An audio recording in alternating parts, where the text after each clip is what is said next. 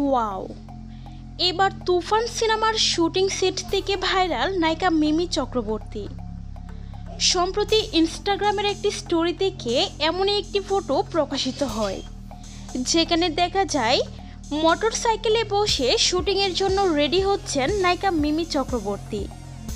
15ই April থেকে কলকাতায় জোরদমে চলছে শাকিব খান অভিনীত তুফান সিনেমার শুটিং।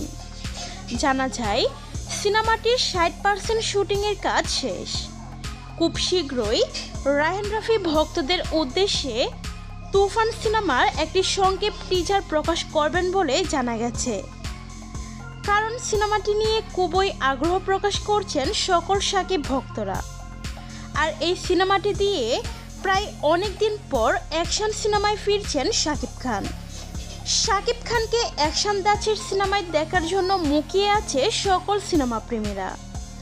কারণ এই সিনেমা দিয়ে প্রথমবারের মতো তুফান সিনেমার মধ্য দিয়ে একসাথে কাজ করছে রায়হান রাফি ও শাকিব খান। সো ভিউয়ার্স, তুফান সিনেমাটির জন্য আপনারা কতটুকু এক্সাইটেড তা জানিয়ে ফেলুন ভিডিওর নিচের কমেন্ট বক্সে।